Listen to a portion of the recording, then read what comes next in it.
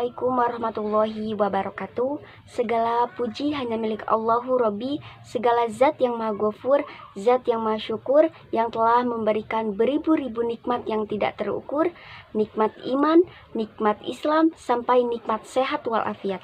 Salawat serta salam semoga tercurah limpahkan kepada Nabi akhirul zaman, yaitu Nabi Muhammad SAW.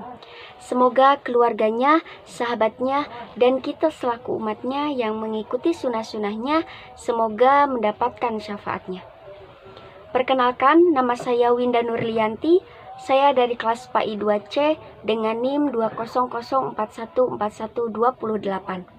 Akan memberikan kultum tentang akhlak mahmudah dan majmumah, baik dan buruk dalam terminologi akhlak, untuk memenuhi ujian akhir semester mata kuliah Akhlak Tasawuf 2021. Akhlak mahmudah adalah segala bentuk perilaku, kebiasaan, atau perbuatan yang dibenarkan agama, yang menghasilkan nilai-nilai positif, yang mendapatkan ridho dari Allah dan Rasulullah, serta menghasilkan rasa cinta seluruh makhluk hidup. Sedangkan akhlak majmumah sendiri itu adalah segala bentuk perbuatan, perilaku, atau kebiasaan yang tidak dibenarkan dalam agama Islam, yang menghasilkan nilai-nilai negatif dan tidak mendapat ridho dari Allah dan Rasulullah, serta menghasilkan kebencian dari seluruh makhluk. Perlunya kita menanamkan sikap dan perilaku yang mulia dan terpuji sebagai cerminan akhlak mahmudah. Harus dilakukan sedini mungkin, baik itu ketika masih kecil maupun sudah beranjak dewasa. Sikap dan perilaku yang terpuji akan menjadikan seseorang menjadi pribadi yang bijaksana, sederhana, beriman, sopan dan santun, tidak sombong, senantiasa bersyukur, dan banyak lagi perbuatan mulia yang lainnya.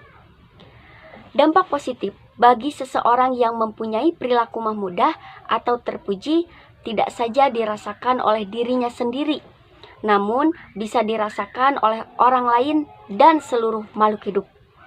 Taat atas perintah Allah serta menjauhi larangannya merupakan hasil dari akhlak mahmudah yang juga mendorong dirinya untuk menjadi pribadi yang peduli terhadap sesama, kasih sayang, bersikap ramah, rendah hati, dan menjadi tauladan yang patut dicontoh. Imam Al-Ghazali memberikan 4 hal tentang akhlak mahmudah, yaitu bijaksana, memelihara diri, dan sesuatu yang tidak baik, keberanian dalam menundukkan kekuatan hawa nafsu, serta bersifat adil. Dapat kita pahami bahwa 4 unsur tersebut telah mencakup dalam berbagai aspek seperti aspek kehidupan, aspek silaturahim, aspek sifat, dan aspek perilaku. Untuk menghindari terjadinya berbagai kejahatan, menghindari korupsi, suap, riba, tawuran, dan lain sebagainya dapat dilakukan dengan menanamkan perilaku yang terpuji, sebab jika bangsa, negara, keluarga, dan individu sudah tertanam sifat terpuji, secara otomatis segala bentuk perbuatan yang tercela, jahat, hina, dan dosa akan musnah dan terjauhi. Nah, oleh karena itu, jadikanlah akhlak mahmudah sebagai pribadimu, sebagai akhlak yang mulia atau perilaku yang mendapat ridho Allah. Wujudkanlah akhlak yang terpuji ini dengan mendekatkan diri kepada Allah, mengikuti ajaran Rasulullah, melakukan perbuatan yang ma'ruf, dan menjauhi perbuatan yang munkar. Tinggalkanlah dan jauhilah akhlak majmumah dalam dirimu. Bagi seseorang yang masih membiarkan dirinya berada dalam perbuatan yang tercela, tentunya akan mendatangkan kebencian, dijauhi dan dipandang hina, baik itu bagi Allah dan seluruh makhluk hidup.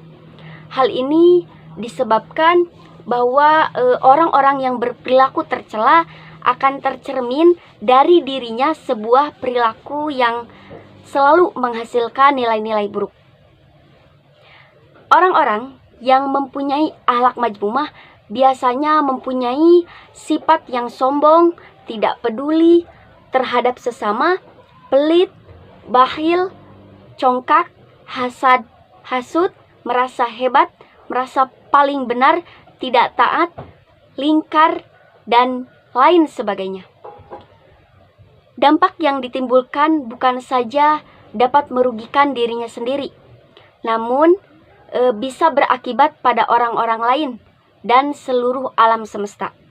Lihat saja, terjadinya penebangan hutan secara liar merupakan dampak dari perbuatan tercela dari orang-orang yang tidak peduli alam semesta.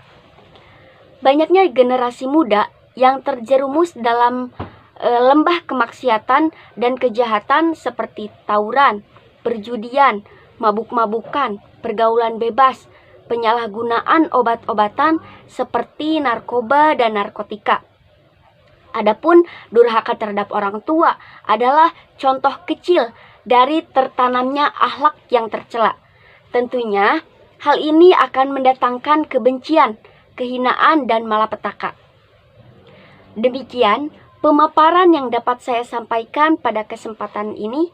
Semoga dapat bermanfaat bagi kita semua dan dapat kita aplikasikan dalam kehidupan sehari-hari. Lebih dan kurangnya mohon dimaafkan. Yang benar datangnya dari Allah Subhanahu wa Ta'ala yang Maha Benar, dan yang salah, khilaf atau keliru itu datangnya dari saya pribadi sebagai manusia biasa yang tidak pernah luput dari salah, khilaf, dan dosa. Akhirul kalam, wabillahi taufiq wal hidayah. Wassalamualaikum warahmatullahi wabarakatuh.